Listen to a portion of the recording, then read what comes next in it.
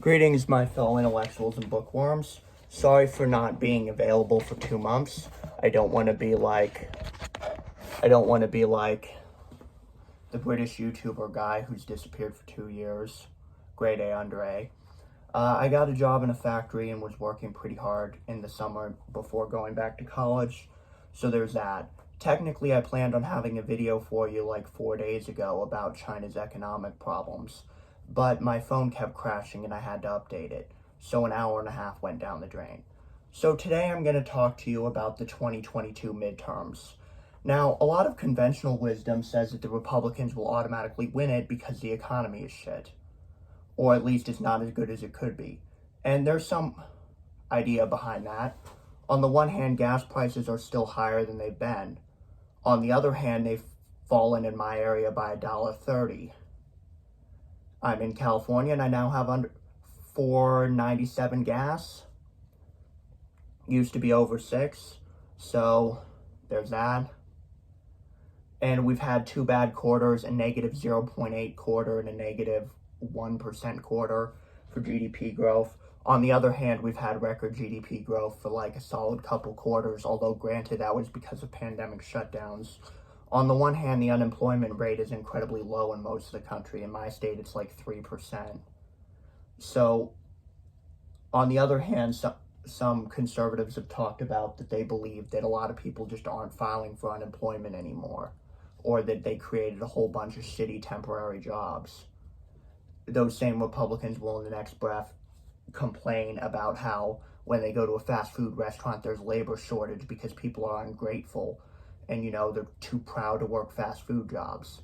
It's kind of funny because like a year ago, those same people were saying that if you were unhappy with your wage and minimum wage, you should quit and work somewhere else, which is exactly what people did. So the economy is going to be a big issue. On the other hand, the economy is recovering, and the whole abortion, rollback, gay rights, screw up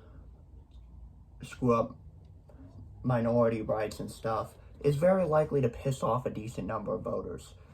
Keep in mind that the 2020 midterms was decided by the 18 to 25 voters who actually turned out with like 60% turnout. And granted, the turnout in that election was 52%, which is pretty high for midterms. But youth turnout only increased by like 8%, and it flipped the election. So right now we're at a like 222 to like 212, although that may have changed by a couple because we've had a couple vacancies. So it's a very slim majority, if you don't know, for all of my international viewers, because according to my data, I have a decent, like 20% of my subscribers are in the Netherlands for some reason.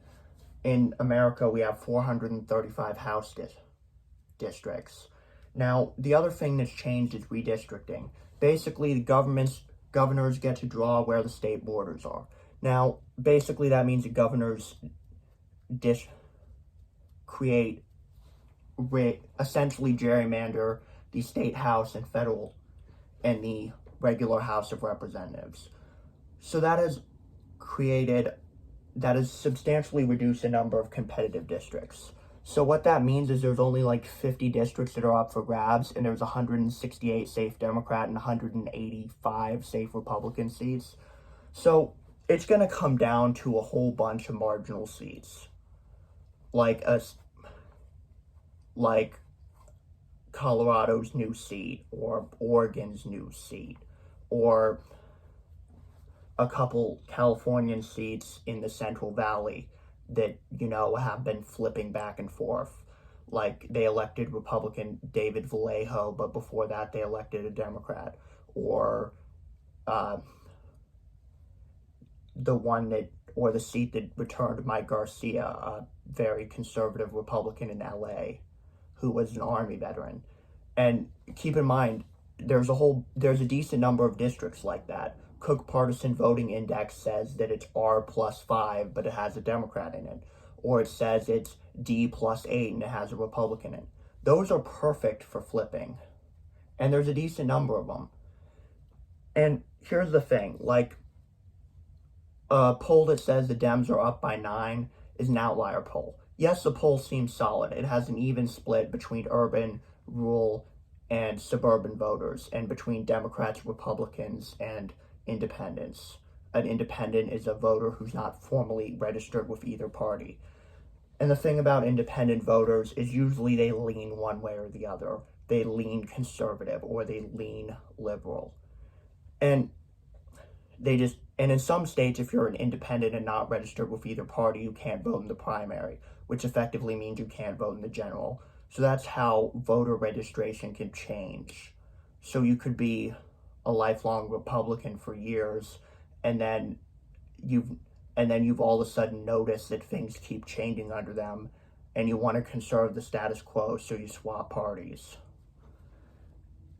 So basically, it's going to come down to independent voters and certain voting blocks that may or may not turn out. Now, the elderly voters, the 65 and up, they're going to bother to vote because they always do in large numbers. And they're probably going to vote conservative. People like your grandfather who's never voted against a Republican in 40 years or 50 years. Rural farmers, fiscal conservatives who basically want government spending cut and want less regulations on corporations. Basically, they want the corporations to control us even more, and they don't want to pay taxes.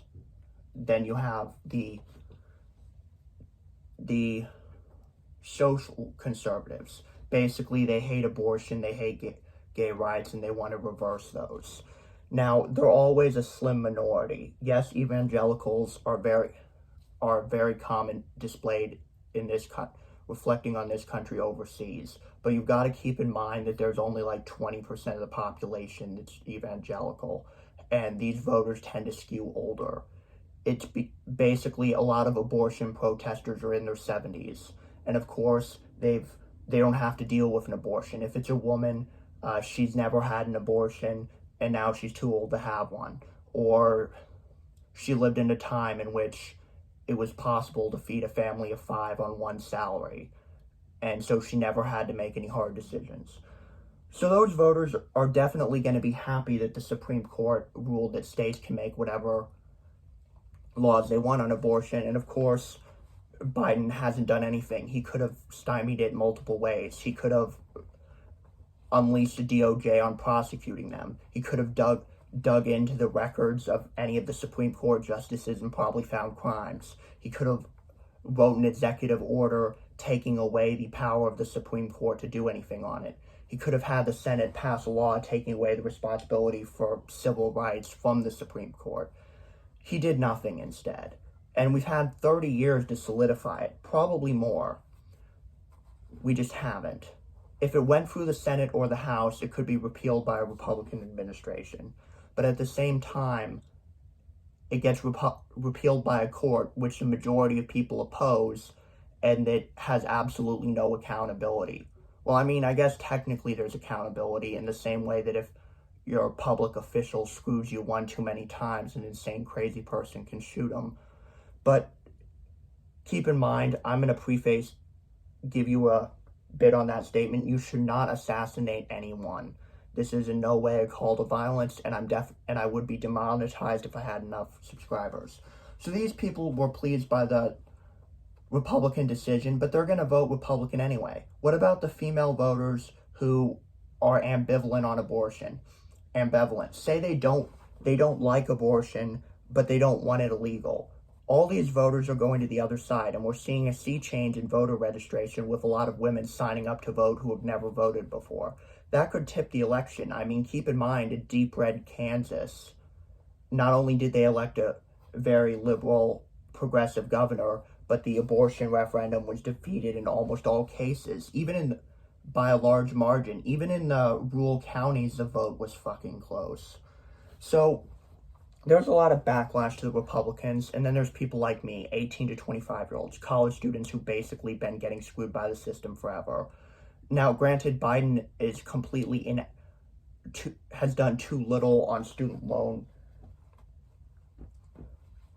forgiveness, but at the same time, student loan forgiveness won't solve the problem. The only way to fix student loans is more funding of state universities and force down the cost of education, regardless of how you want to do it. You could put a price cap on tuition and all other school fees. You could say that schools can't charge more than $2,000 in rent a year, or something like that. Or you could cap existing loans at 0% interest or 2% instead of the government charging people 14% interest and profiting. So basically, it could very easily come down to the 18 to 25 voters, people who are pissed, and the Republican Party doesn't really do much to help them. If anything, it spits in their face.